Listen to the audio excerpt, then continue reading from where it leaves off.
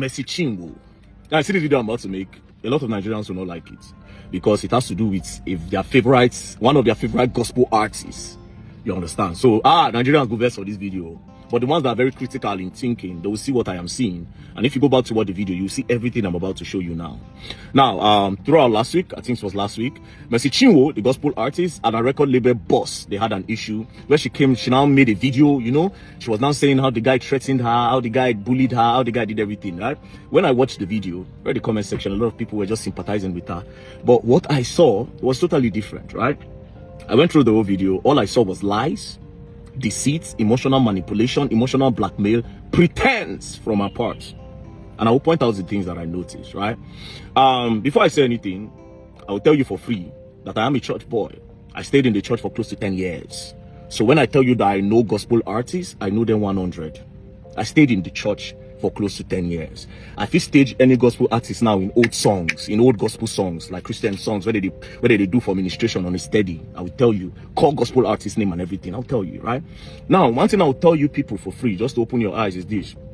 Most gospel artists and people that are generally into the gospel and Christendom, especially when they are people that people know that they are popular for being a gospel related artist, they lie a lot, they pretend a lot, they fake a lot. Just take it from me. Take it from me. As a matter of fact, if you keep a gospel artist for me and you keep a secular musician for me, I will take that secular musician to make heaven over that gospel artist. I promise you, 100. 100.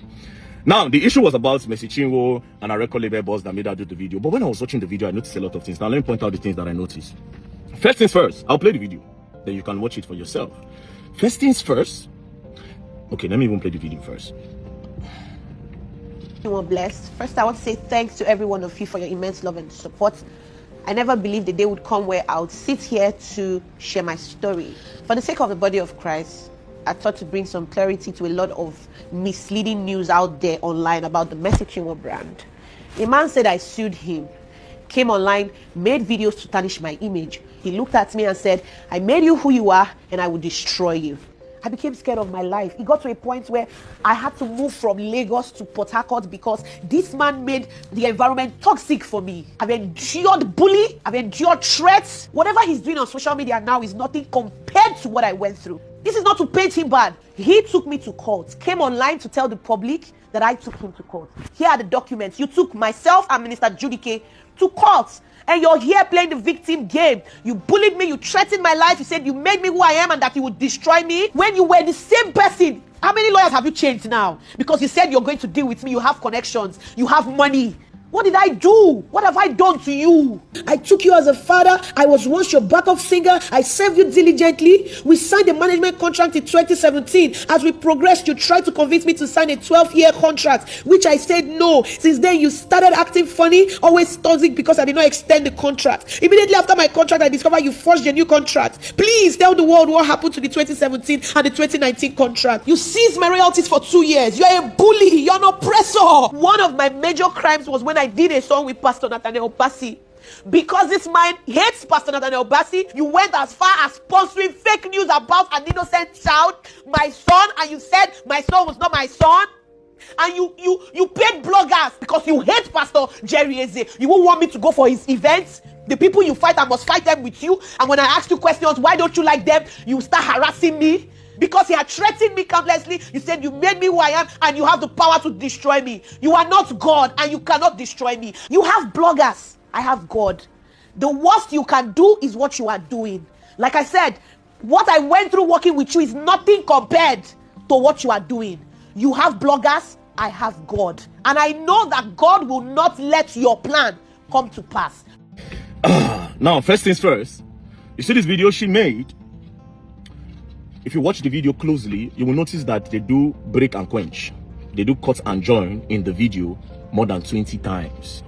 That means they recorded this video more than 15-20 times. They did different cuts along the way. They wanted to be sure that there was a director, from what I am seeing. There was a director that was saying, oh, Mercy, you need to cry. You need to seek the emotional conscience of the people that are watching you. 100. That's what I am seeing in the video.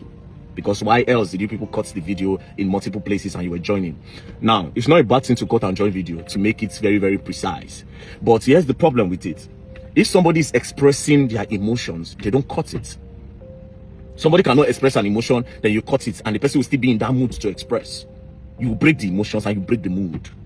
So it only means that these people came prepared. They came there, they sat down and they made the video. When it was time for her to cry, she cried. Now, if you go back to the video again, you will notice that even after she cried, the initial part of the video, they brought it back and added it towards the end. So the tears part was cut in half. Now, if you listen to our words, they were also not aligning. They were break and quench. But that's by the way. Secondly, this is another thing I noticed. I'll tell you the two important things, right? Now, she said that former record label boss took her to court first. Then she presented one paper.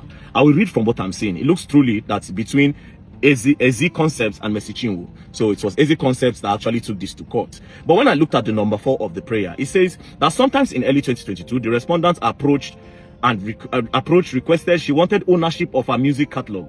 Other artists such as Nathaniel Bassey, Choma Jesus, with their music catalog in turn. It took time to educate her that. So basically what I understand from this is that Chinwo walked up to the record label one day to say, I want my music catalog. Which was a problem because record label don't give you your catalog. Call Don Jazzy, call all the biggest record label owners in the world. They will tell you they don't give the musician the catalog. That's what even caused problem between Mohbad and Naira Marley. That's their major problem. But that's by the way. So she's saying that this person took her to court. It is because she tried to pressure him. From what I'm seeing now, she tried to pressure him to give her the music catalog by a lot of means. And maybe the guy felt pressure and that somebody influence was behind that. That's why he took the matter to court. This is my observation. It might be false. Do you understand? That's number one. Number two, on the issue of forgery, she won't mention that there was forgery. Now, I don't agree that there's forgery from the evidence that she presented because forgery are usually perfect. They will not even know. They will not see any mistake in forgery. Now, what I'm seeing and what I'm showing you on the screen doesn't look like forgery. It looks like there was a mistake in the documents and they tried to correct that mistake.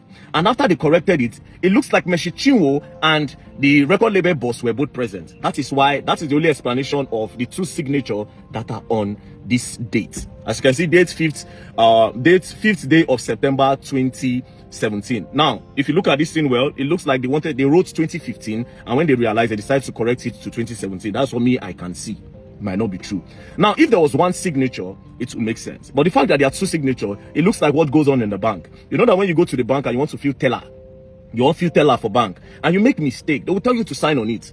This is what I feel happened here. So this does not look like forgery. But they can't say it's a lie. This doesn't look like forgery at all. It doesn't look like forgery. It looks like they were both there. So this one again is off. This one looks like a lie. So these are two lies. These are two lies. Now, the last part. You see the part where she was bringing in Jerry EeZee. The guy does not like Nathaniel Bassey and all that. The guy went to go and pay money for people to say the baby looks like Nathaniel Bassey. That is emotional manipulation and emotional blackmail. Because when that thing was trending then, when people were saying that the child looks like Nathaniel Bassey, I can remember that you people arrested someone. The person confessed that it was this guy that told him to do that. And during the time that the thing was happening, why didn't you come out to mention that, point out to see it was this guy? Why is it now full time? And do you have proof that it was this guy that actually paid bloggers to post that your child looked like Nathaniel Bassey? That's another thing. Now, where I fear Chinwo, where I take fear, I want to come out. Now, when she brings Jerry EeZee into it, what was Jerry EeZee doing there? One thing. Jerry EeZee has a large crowd of Gen Zs and a lot of new generation people watching him, and they love him. So by bringing in Jerry EeZee and saying that, oh, it does not like Jerry EeZee, obviously there's no witness for that. So she's trying to sound that, oh, me and this guy, we are always together when this guy say he does not like Jerry EeZee. So this one don't need witness.